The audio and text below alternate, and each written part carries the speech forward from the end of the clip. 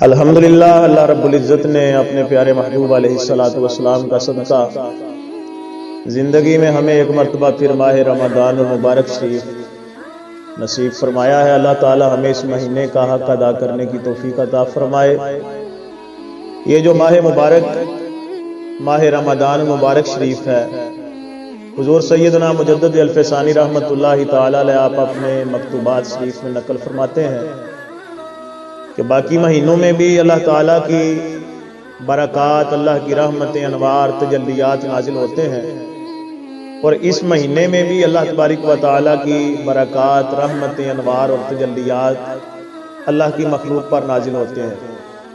لیکن فرمایا کہ اس کی باقی مہینوں کے ساتھ وہی نسبت ہے کہ جو دریا کو قطرے کے ساتھ نسبت ہے، یعنی یوں سمجھے کہ اس مہینے میں اللہ کی برکات کی، اللہ کی رحمتوں اور اللہ تبارک و تعالی کے انوار، تجلیات جو نازل ہوتے ہیں، اس کی مثال دریا کی سی ہے۔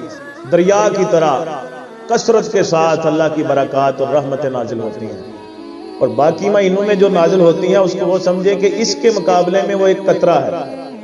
فرمایا اس وجہ سے کہ اس مہینے میں اللہ تعالیٰ نے اپنی پاک کلام قرآن پاک کو نازل فرمایا ہے، اور فرمایا صرف قرآن پاک ہی نہیں بلکہ اللہ تعالیٰ نے باقی اپنی جو آسمانی کتابیں نازل فرمائی ہیں، وہ کتابیں بھی اللہ تعالیٰ نے اس ماہ مبارک میں ہی نازل فرمائی ہیں۔ تو فرمایا کہ اس لیے چاہیے کہ اس مہینے میں زیادہ سے زیادہ کثرت کے ساتھ سب سے زیادہ کلام پاک کی ہی تلاوت کی جائے۔ یہ ماہ مبارک جو ہے، اس میں ہم روزہ رکھتے ہیں، تو روزہ داروں کی کچھ قسمیں جو ہیں وہ علماء کرام نے، اولیاء نے، صوفیاء کرام نے بیان فرمائی ہیں۔ فرمایا کہ پہلی قسم ہے ان لوگوں کی جو روزے کی ہے، فرمایا کہ وہ ہے عام لوگوں کا روزہ، عوام کا روزہ، عام لوگ۔ وہ روزہ کون سا ہے؟ فرمایا کہ کھانے پینے سے اور جماع سے بچنا، یہ ہے عام لوگوں کا روزہ۔ اور ایک ہے خاص لوگوں کا روزہ، خواص کا روزہ۔ فرمایا کہ وہ کون سا ہے؟ اس کی کچھ شرائط ہیں۔ پہلی شرط یہ ہے کہ اپنی آنکھ کو غیر کی طرف دیکھنے سے بچانا، اپنی آنکھ کی حفاظت کرنا، اس کو کسی ایسی طرف نہ پھیرنا، کسی ایسی چیز کو اس آنکھ سے نہ دیکھنا کہ جس کی وجہ سے غیر کی طرف بندے کا دل جو ہے وہ مائل ہو، بندے کے دل کی حالت بدل جائے۔ کیونکہ آنکھ جب دیکھتی ہے تو دل اس کا اثر لیتا ہے، دل متاثر ہوتا ہے۔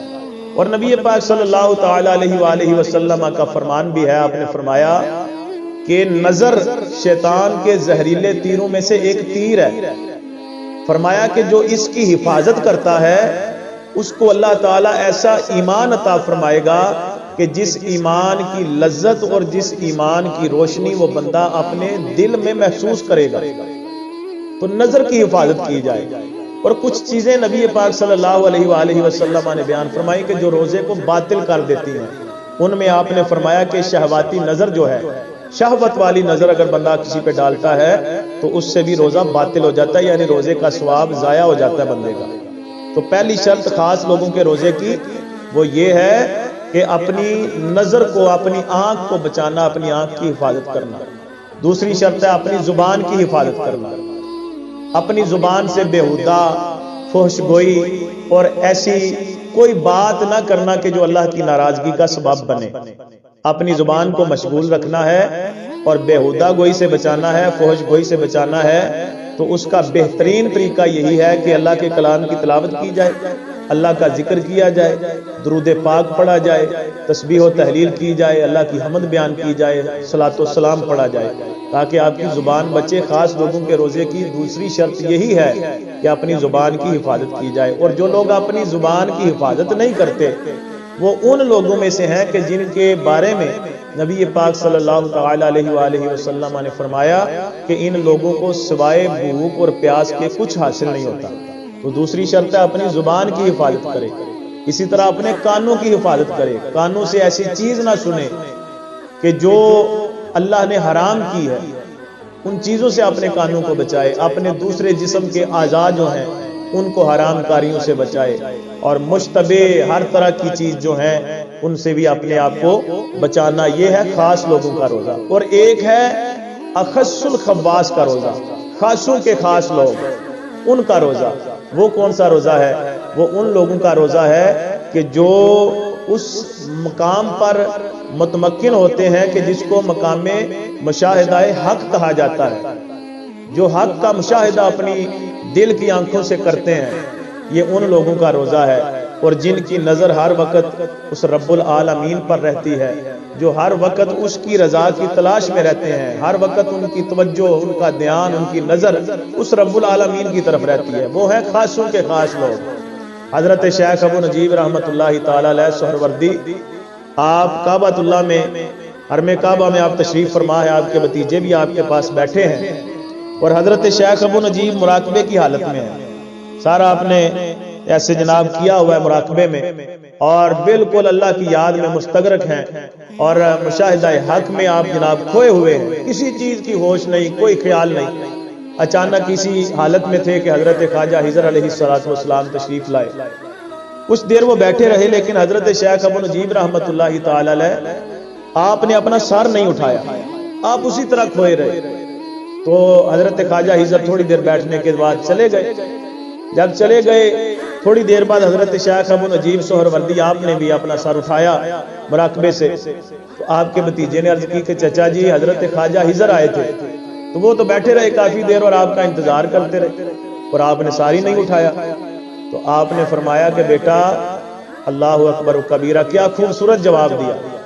فرمایا بیٹا حضرت خواجہ حضر آئے تھے اور چلے گئے، فرمایا پھر آ جائیں گے، آئے تھے چلے گئے پھر آ جائیں گے، لیکن وہ جو گھڑیاں تھی نا کہ جن گھڑیوں میں میں مشاہدہ حق کر رہا تھا، میری توجہ، میرا خیال، میرا دھیان، ہر چیز اللہ کی طرف میری متوجہ تھی، تو فرمایا کہ اگر وہ گھڑیاں ضائع ہو جاتی، فوت ہو جاتی، ہاتھ سے نکل جاتی، تو قیامت تک مجھے افسوس رہنا تھا۔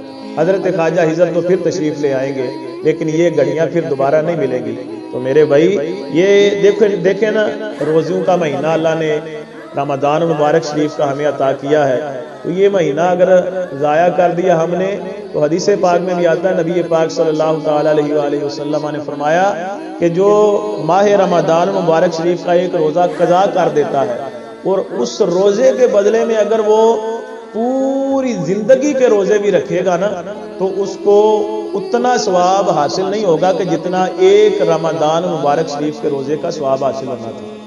تو یہ گھڑیاں ضائع کرنے والی نہیں ہیں، ان میں اللہ کی طرف توجہ رکھیں، قرآن پاک کی طرف توجہ رکھیں، اللہ کے کلام کی خوب تلاوتیں کریں، درود و سلام پڑھیں، ذکر اذکار کریں، اور جناب اسی